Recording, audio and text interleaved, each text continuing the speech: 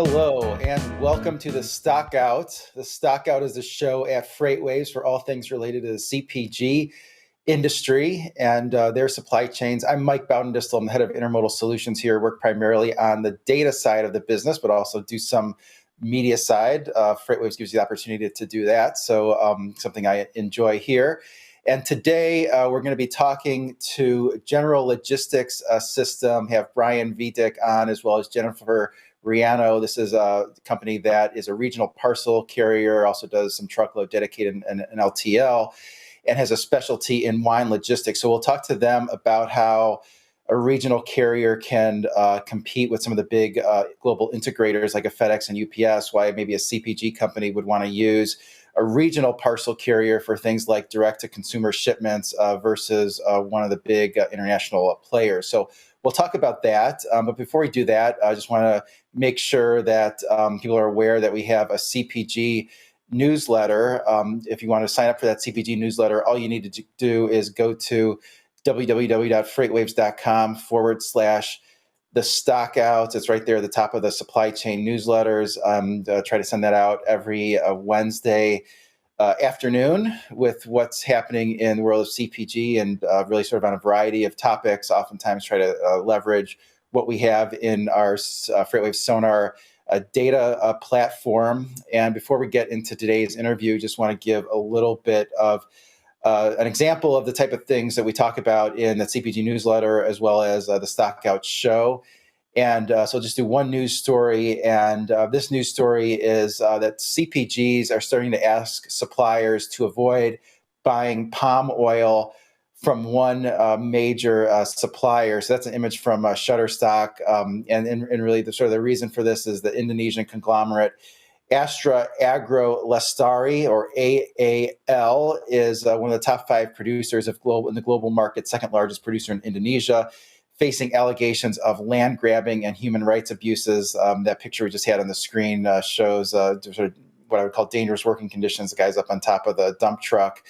It looks like there's big fall risk there. But really what's being discussed with that particular company, you see how dangerous that looks right on the side of that truck, trying to get the maximum payload in there. And so palm oil, sort of a critical ingredient in a lot of food products, a lot of cosmetics. It's finds its way into biofuels. An example would be like Oreo cookies or a lot of the personal care products that a company like Unilever or Procter & Gamble uses. And so what happened the last few days is the International Federation of Human Rights sent a letter to a lot of the largest CPGs, including Pepsi, Hershey's, Kellogg, Unilever, Procter & Gamble, Mondelez, and those companies to say, well, you really have to get this company out of your supply chain, because what they're accused of doing is essentially going in and harvesting palm oil, planting palm oil trees in land that does not belong to them. Sort of illegally occupied 16,000 acres of local farmers' lands, allegedly. And then when the landowners complained about it, had them arrested. I guess in Indonesia, that's something that you can do, have someone arrested for the right price. Lots of corruption there. So that's really what's happening there. And Pepsi came out and said, I think some of the others have said this too, that they've asked their suppliers, they don't buy the palm oil directly, they buy it through a supplier. They've asked those suppliers to stop dealing with this particular company, AAL.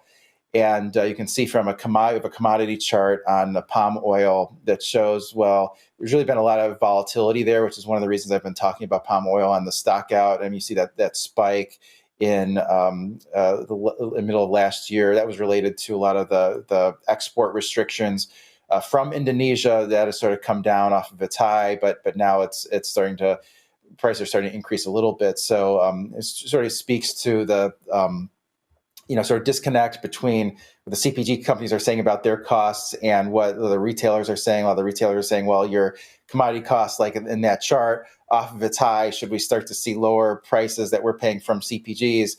A lot of the CPGs are saying, well, the costs that are not traded, that you can't show on a commodities chart like that, those are still rising. Those are things for, things such as labor, packaging, and those type of things. So it's just a good example of how CPGs, I think, are going to build diversity into their supply chains. That example I gave with Oreo cookies they sort of list palm oil as maybe being a substitute for canola oil in a lot of cases. So seems to be that CPGs are going to try to work more sort of substitutes into their supply chain.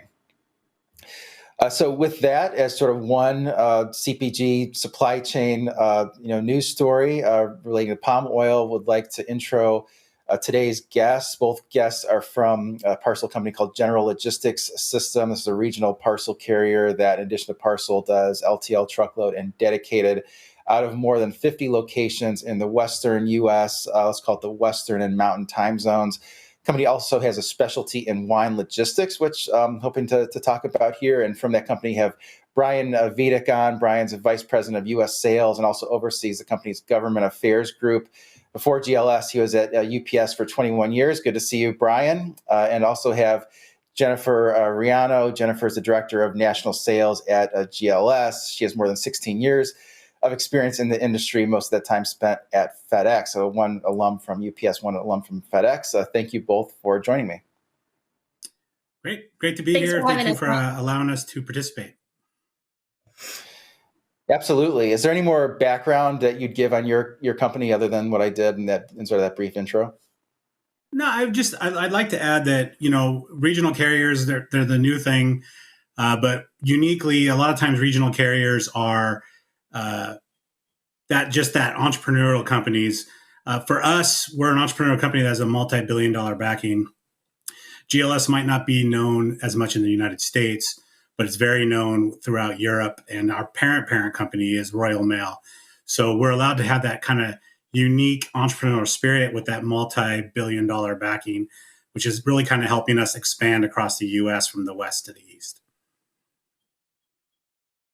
Okay, so that's interesting. So you're in the West Coast now, and is it going to be less of a regional company going forward, more of a national company, and then maybe related to that, how does a company like that compete with something like a FedEx and UPS? And it seems like you have unique experience, both of you, from your experiences at those companies. Yeah, 100%. So it is coming from one of those big carriers, that duopoly, like you said. It's definitely different to come over to a regional carrier and kind of work within the parameters of, we're only getting 33% of the United States footprint. But as a regional carrier, we are starting to expand to different states. I think eventually there will be an opportunity for us to go from coast to coast. And I think we're slowly working our way to that. Right now, we just opened up Colorado. We're in New Mexico, and we're just kind of working our way over. And as we're doing that, our customers are asking us, where are you going next? What are you doing next? In fact, we just opened Atlanta. So we're actually going from the West Coast to Atlanta and dropping into the Georgia, Atlanta area to expand. Yeah, and I'll go ahead and add to that. Really creates that accessibility is now what we've deemed as strategic platforms and partnerships. So that's one of the verticals that Brian and I oversee. And we've seen such a growth trajectory in that space specifically, was allowed regional carriers to provide that accessibility to shippers. So I think prior to the pandemic, it was a standalone system that customers would be shipping from. Well, now that we have given customers access to the platforms, and they essentially can see what carriers are available in these different markets, it's allowed for further expansion for companies like us. And I'll just kind of add back to that global play. So really coming from one of the largest players in the US, I specifically chose GLS because of the global strategy, and that, near term, definitely the expansion domestically, but the next phase is absolutely that global expansion. So, and when we look at markets, especially in the e-commerce space, and we see that, from a consumption standpoint, of course, China leads as number one, but number two is US, number three is UK. So having our headquarters in the UK, we're positioned very well for domestic expansion as well as global. Yeah, that's great. Wanted to ask you about that e-commerce piece of it. So much of what a lot of CPG companies are doing now is expanding their direct-to-consumer programs, things like subscription boxes. You're seeing there was a big expansion in grocery delivery over over COVID. Some of that's maybe come down a little bit. Are you seeing any drop off now in terms of e-commerce, people buying fewer items online? I mean, we've done some stories on FreightWaves about demand for cardboard boxes is down. Are you guys seeing a lot of that? Well, I'll start. We have a large part of our customer base is subscription businesses. We deal with all of them, from the very biggest to the mom and pops that are just starting. What we're seeing the impact in is some of the smaller, medium-sized subscription businesses. We see some of them kind of sloping downwards, a downward trend, but the big subscription companies are actually continuing to grow and expand, opening more or buying additional companies. So we do see some trading going on between different subscription companies. So one might go down, but the other one goes up. But overall, we're seeing an increase of business from our perspective, but we're the regional carrier. So we're starting to see more people come over to us as part of their, not all eggs in one basket. So that might be giving us a false sense of growth because we're starting to get more business from those subscription businesses. Yeah, that's interesting. I mean, it's interesting too because Mark Solomon at FreightWaves just wrote an article the other day. I think we might have a graphic about it where he was talking about how FedEx and UPS, maybe because there's a little less demand, they've been moving to court some of these regional parcel shippers. So it almost seems like they've been more aggressive, at least from his perspective. Have you seen any sort of aggressiveness in terms of pricing from some of these competitors? I'll start and I'll go ahead, Jen. Go ahead. I'll go ahead and take this one. So of course we've seen a shift in the pendulum, right? I mean, capacity was depleted over the last few years. Now we look at inventory. There's a glut of inventory. So now we're in this environment of excess capacity. So that's one of the variables that's contributing to this. But I actually had an opportunity to lean into the FedEx earnings call where they specifically talked about how they're going to approach aggressively the pricing strategy. And one of the key things that Brie Carreri stated is talk to us by March 30th, 2023. So I'm going to correlate this. And don't get me wrong, I come from FedEx. It's a great company, great culture. However, when it comes to marketing, you're talking to a guru. And they have the ability to flex their capacity currently. However, I'm going to correlate this to your cable contract.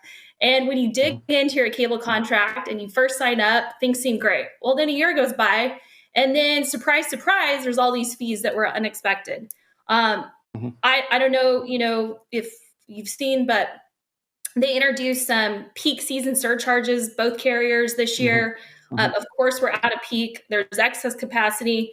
So I think that digging into what that really looks like is going to be key for shippers. But there's still the value that the regional carriers bring. And that the value that we bring is that personal touch, different variables that having the amount of business and volume, they just won't be able to be agile enough to compete with. Yeah. And I would absolutely, what we're actually seeing the opposite. We're seeing more national customers come to us, asking us to kind of diversify their portfolio a little bit more. On the very rare occasion have we seen someone go the opposite way. And normally it's because their business is down and their contractual agreements don't allow them to have the regional carrier. But that's really the exception, not the rule, over the last 3 months. And as we're coming into April, we're seeing a big influx of these larger national accounts that are looking to have more of a regional footprint throughout the U.S. Yeah, that's good insight. I love the cable analogy. I think that's something that everyone can relate to.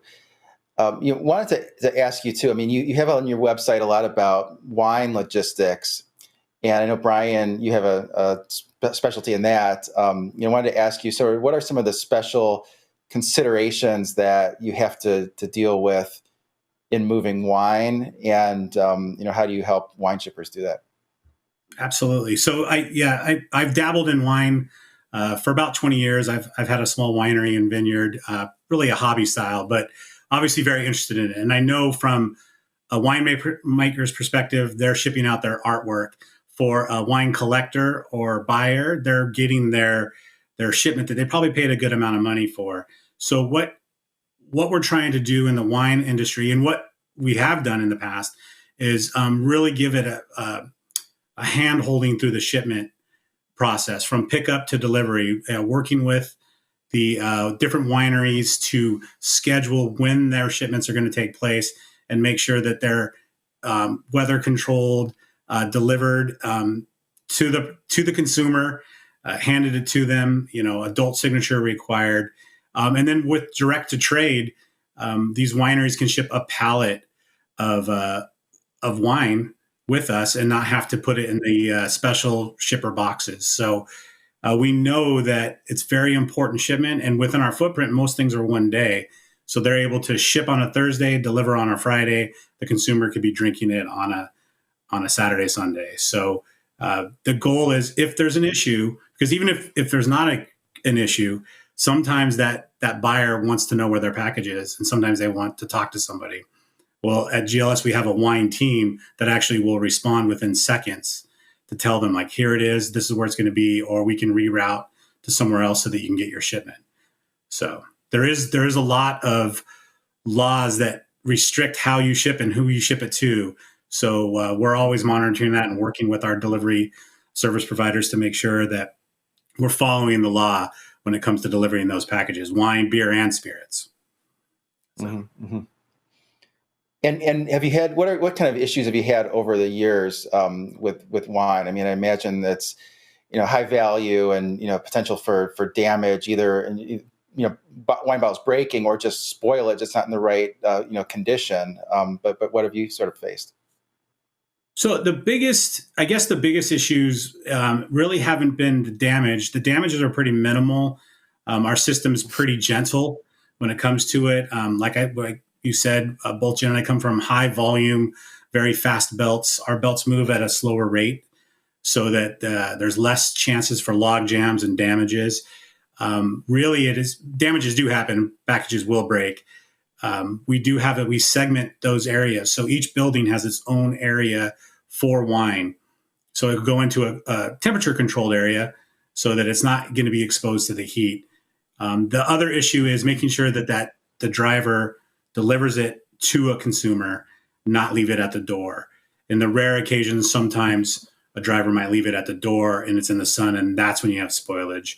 And then that's when the wine team comes in to address it, fix it, and get a new shipment out to the consumer. If that makes sense. Yeah, it definitely makes sense. And the fact that you have a wine team makes a big difference. I think they're used to moving, that product with all the special requirements. Another thing I want to ask is, all these CPGs are trying to look for ways to avoid sort of the on time and in full fees, and would imagine that's probably a big deal for you guys as well. I mean, even moving wine, it's sort of the percentage based on the value of the shipment. So would that could be a big deal for wine as well as other valuable CPGs. Do you have any thoughts on how CPG can avoid some of those fees?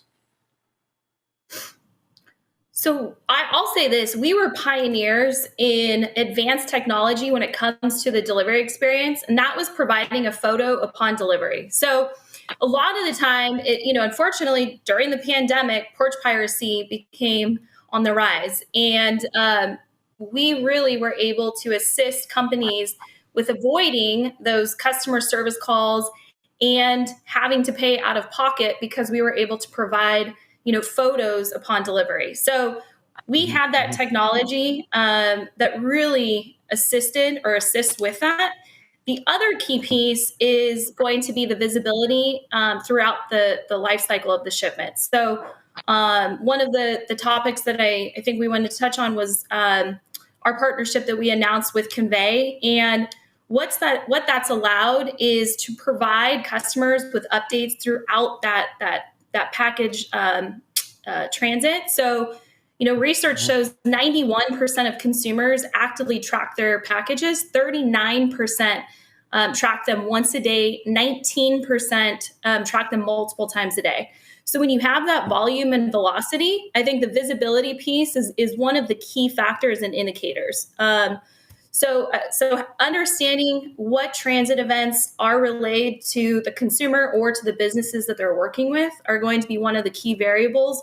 One of the other factors is going to be having candid conversations with the carriers about their on-time performance. So coming from my background, there's a lot of creativity in the marketplace with how those delays are communicated. So I'll say that really hone into the details and understand why the delays occurred and set real expectations on the front end with especially the retailers, right?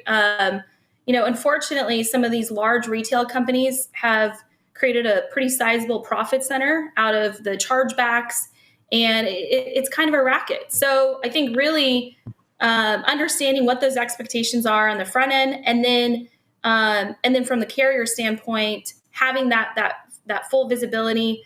And this is somewhat long-winded, but looking back at the inception of regional carriers, I mean, we were basically route work companies, right? So only the really strong, good regional carriers have evolved into a closed loop network that provides full automation, provides that full visibility. But just because you are a regional carrier, that doesn't mean that all the bells and whistles come with that customer experience. So I think just really understanding what that environment looks like is going to be key and crucial on all ends. Yeah, I think that makes a lot of sense. It's kind of like you're kind of in a unique position where you're a little bit closer to the customer, but you still have sort of adequate scale to provide sort of the good service. So very, very interesting. And maybe sort of related to that last comment is there anything else about the technology that you would highlight in terms of either your partnership with Project 44, or also on your website you talked about sort of the automated sortation systems that you have in Las Vegas and Ontario, California. Can you talk about how that has worked into your operations? So we have invested into those key markets for a number of reasons, but what that's brought to us is 5x capacity. It's allowed us to accommodate the volume at the right scale. So when we look at some of the other carriers in the marketplace and who they decided to partner with early on, unfortunately, that jeopardized the service performance. And so I think, the reason why Royal Mail acquired GLS acquired what was formerly known as Golden State Overnight in the US, is because the integrity of our service. And that's really the value prop that we lead with, which is service integrity at a competitive price and fastest in market. And so we want to look at, one, where the demand is, and then knowing that especially over the last couple of years, looking at real estate where there's still space, the Inland Empire lend to that, as well as the Vegas market. So a lot of 3PLs, a lot of retail companies, that's where they've continued expansion. So of course we wanted to parallel that. So that's really why we chose there. And then, as Brian spoke about the fully automated environment that we have and provide, that's allowed us, the 5x capacity. And just to add to that, what recently we've with these national accounts coming over recently, we're starting to see peak size volumes in the middle of March, and the new systems, the new automations in Hayward and in Ontario and Las Vegas are digesting it very easily, and it's having little to no impact. And that's exactly what we wanted it. And that's why they put the investment in there, was to handle this new volume coming in effortlessly and without impact to our customer and the end user. Yeah, that's really impressive that you're able to handle that. And it just sort of speaks to, being able to sort of serve customers well, and with sort of without the concern that you're going to have sort of the issues that some of the parcel companies have had during what's typically peak season, where everything sort of moves. I think the busiest day tends to be December 20th or 21st, where you sort of hold your breath and hope the whole system doesn't get shut down. Sort of real quick, just any predictions on the freight market? Some people think inventories are going to sort of overcorrect to the downside later this year, and then that's going to create higher demand. Any sort of forecast along those lines? I mean, it's hard with all the variables that are occurring, right? I mean, we saw Swiss Bank, what occurred there over the weekend. Obviously, SVB last week. So I think that that's the crystal ball that unfortunately we're not all privy to. But when we look at the key barometers and markets, I truly think that we're headed into a global impact here. And I do think that things are going to right size. I mean, just looking at CPI, right? So consumer price index from January 2022, it was up 6.4% in 2023. So of course, that's not sustainable, right? I think inflation and the overhead and the headwinds that we're all facing, there has to be some type of correction. And I think that, and of course, e-commerce skyrocketed. So, just to kind of break this down in layman's terms, when we look at what used to be one individual package going to a store, then it became, going to 10 different homes. Of course, that's going to falsely inflate the economy and revenue. And so we're definitely headed for some headwinds. But I think this year, looking at, still the rate and all the other metrics, it's going to be somewhat of a soft few quarters here. Yeah. So I think we're monitoring our customers very closely, working with them. But once again, I think we're seeing an increase in business while these companies kind of diversify their portfolio. And we're part of that strategy to maybe offset some of that price is working with the regional carriers to get a different rate, less surcharges. And so hopefully we're still continuing to be a part of that strategy and seeing the increase in business versus a decline. That's great. Sounds like things are going well for you guys in spite of everything. If folks want to reach out to you, how can they do that?